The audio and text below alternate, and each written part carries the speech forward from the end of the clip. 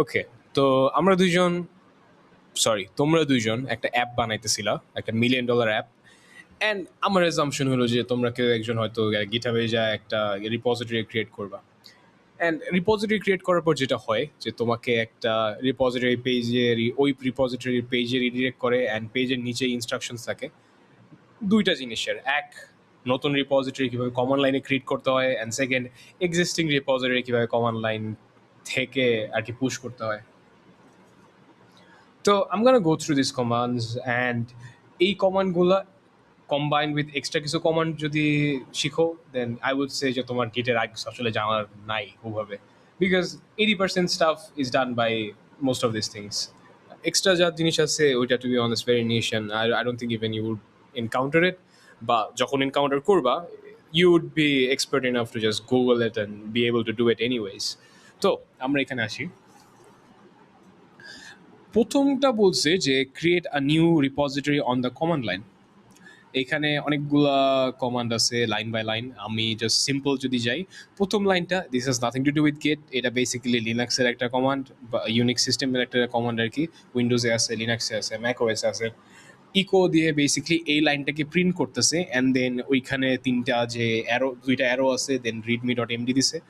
এটা বলতেছে যে এই জিনিসটা যেটা প্রিন্ট করার কথা ছিল এই স্ট্রিমটাকে নিয়ে এই ফাইলটা ক্রিয়েট করে এটার মধ্যে অ্যাপেন্ড করে দাও। সো সহজ হিসাবে এই কমান্ডটা readme.md নামে একটা ফাইল ক্রিয়েট করতেছে, আর ওইটার মধ্যে কন্টেন্ট হিসাবে এই লাইনটাকে অ্যাড করতেছে।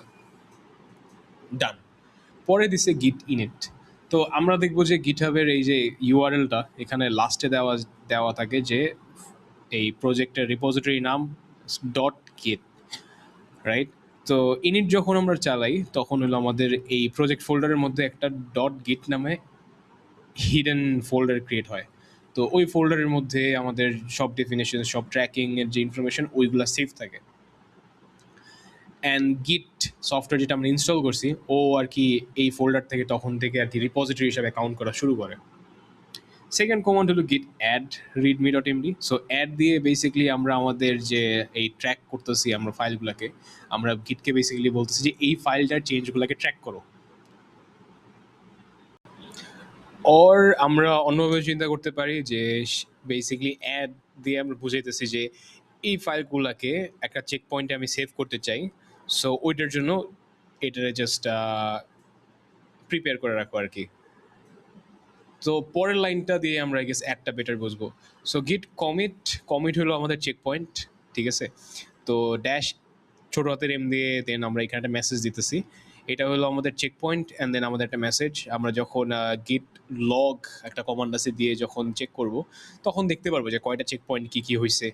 লাস্ট চেক পয়েন্টে আমরা কী ফাইল সেভ করছি, কী কী ফাইলস আমরা এডিট করছি বা ক্রিয়েট করছি বা রিমুভ করছি, অ্যান্ড দেন মেসেজে বেসিক্যালি আমাদের লেখা বা হয়তো এখন এআই দিয়ে আমরা লিখি যে এই জিনিসগুলো কেন চেঞ্জ, কী চেঞ্জ করছি, কেন চেঞ্জ করছি, ইন্টেন্টটা বেসিক্যালি কী কী চেঞ্জ করছি এই ইনফরমেশন নেওয়ার আরও বেটার ওয়ে আছে, বাট মেইনলি এই জায়গায় সবাই লেখে ইন্টেন্টটা, যে নিয়ত লেখে আর কি যে আমি কেন এই চেঞ্জগুলো করছি। সো অ্যাড বেসিক্যালি কমিটকে বলে যে কী কী জিনিস আমাদের কমিট করতে হবে, যে জিনিসগুলো আমরা অ্যাড করবো না ওইটা আর কি কমিটের মধ্যে যাবে না। তো কমিট আমাদের checkpoint. And branch basically এখানে আমরা দিতেছি গেট ব্রাঞ্চ, তোমার ড্যাশ দিয়ে বড় হাতের এম, তোমার মেইন। সো বড় হাতের এম দিয়ে বুঝাইতেছি যে আমাদের যে এই মেইন ব্রাঞ্চটা হবে হলো ডিফল্ট ব্রাঞ্চ। সো যখনই কেউ আমাদের এই সার্ভার থেকে বা গিটহাব থেকে যখনই আমাদের এই রিপোজিটরিটাকে ক্লোন করবে বা ডাউনলোড করবে নিজের পিসিতে, বাই ডিফল্ট সবসময় মেইনে থাকবে, কারণ মেইন হলো আমাদের আলটিমেট সোর্স অফ ট্রুথ, ঠিক আছে? বা আমরা আরও ব্রাঞ্চ ক্রিয়েট করতে পারি। ইউজুয়ালি যেটা হয় যখন আমাদের অনেকগুলো ইউজার আছে, আমরা এক একজন এক এক ফিচার নিয়ে কাজ করি, এক একজন এক এক ফিচার এক একটা ব্রাঞ্চে কাজ করি, ঠিক আছে? অ্যান্ড দেন ওই ব্রাঞ্চগুলোকে আমরা মেইনের সাথে মার্জ করি বা মেইনের মধ্যে অ্যাড করি, অ্যান্ড এভাবে নর্মালি কাজ হয়। আরও আমরা আরও দেখতে যাবো about merge conflicts and all that stuff যেগুলো হয়।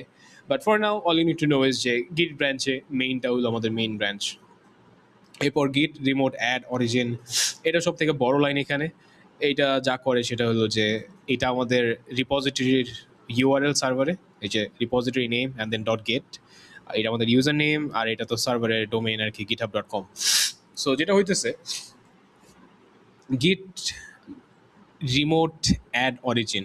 সো অরিজিন একটা ভ্যারিয়েবল নাম, আমরা আর কি গিটকে বলতেছি যে এই রিপোজিটরির জন্য অরিজিন নামের একটা ভ্যারিয়েবল ক্রিয়েট করো, এই ভ্যারিয়েবলের ভ্যালু হবে এইটা। আর আমাদের যে রিমোট অ্যাজ ইন লাইক আমাদের এই যে প্রজেক্টটা, এই রিপোজিটরিটা, এইটার সোর্স কোথায় আর কি, এটা কই থেকে আমরা পুল করতেছি, কই থেকে আমরা ডাউনলোড করতেছি, দেন কোথায় আমরা পাঠাইতেছি। তো রিমোট দূরের সার্ভার, রাইট? রিমোট মানে দূরের। তো গেট রিমোট আমরা অ্যাড করতেছি এই ভ্যালুটাকে, অ্যান্ড এই ভ্যালুটাকে একটা নিকনেম দিতেছি অরিজিন। তো এইটার ইউজ কেস আমরা নিচেই দেখতেছি যে git push u dash u origin main.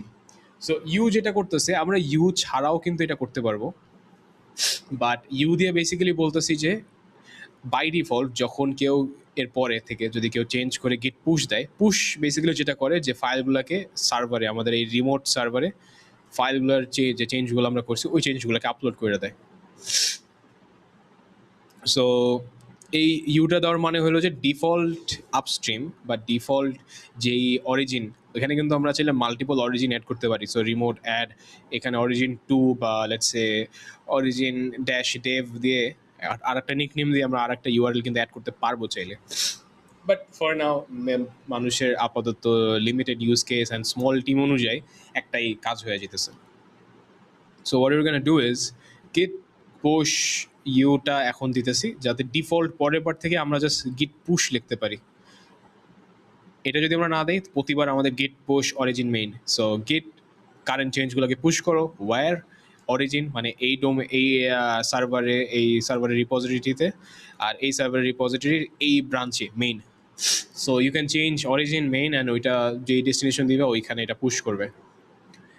And ইউটাকে আমরা দিতেছি জাস্ট টু সে যে বাই ডিফল্ট সবসময় যদি আমি লিখি গিট পুশ অথবা গিট পুল, অ্যাজিউম করে নিবা যে আমি অরিজিনের মেইনকেই ইন্টেন্ড করতেছি।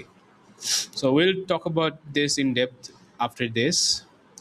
এরপরেরটা হলো যে এক্সিস্টিং রিপোজিটরি। লেটস সে আমরা কোনো রিপোজিটরি আমাদের ক্রিয়েট করা লাগবে না, আমাদের অলরেডি একটা ফোল্ডার আছে। এটা একটা সিচুয়েশন আমি বলি। লেটস সে আমরা গিটহাবে ক্রিয়েট করছি, তোমার কাছে এখন একটা রিপোজিটরি আছে, বাট তুমি চাইতেছো যে তুমি গিটহাবে রাখবা না, তুমি এটা গিট ল্যাবে নিয়ে যাবা বা কোডবার্গে নিয়ে যাবা। কোডবার্গ যেটা আর কি ওপেন সোর্স গিটহাবের একটা ভার্সন, তুমি ওইখানে নিবা। তো তুমি কি করবা, তুমি তোমার কারেন্ট প্রজেক্টটা থেকে এই গিট রিমোট যে অরিজিনটা আছে এই অরিজিনটাকে রিমুভ করে দিবা। এটার জন্য কমান্ড আছে, I'll show you that.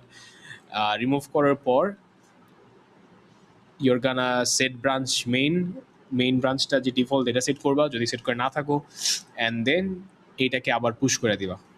And এখানে আমি ইউ দিছি বিকজ আমরা যেহেতু রিমোট অরিজিন চেঞ্জ করতেছি তাই। মানে এখানে অ্যাজিউম, এই কোডের মধ্যে অ্যাজিউম করতেছে যে আমরা ফোল্ডার ক্রিয়েট করছি লোকালি, এই উপরের কমান্ডগুলো সব রান করছি, এই যে কি বলে কমিট পর্যন্ত রান করছি সব কিছু, এটা আর কি অ্যাজিউম করা হইতেছে। সো আই গেস আমার যে সিচুয়েশনটা দিছি এটা একটু বেশি দূরের হয়ে গেছে, আরও কাছের সিচুয়েশন হবে যে আমরা একটা ফোল্ডার ফাইল সব ক্রিয়েট করছি অ্যান্ড দেন এই গিট ইনিট অ্যাড কমিট এই পার্টগুলো আমরা করে ফেলছি, অ্যাজিউম করতেছে গিট। অ্যান্ড এইটা জাস্ট আমরা কপি পেস্ট করে রান করলে অটোমেটিকলি কোডে রিমোট অ্যাড হবে, মেইন ব্রাঞ্চ সেট হবে, অ্যান্ড দেন কোডটা এখানে আপলোডেড হবে।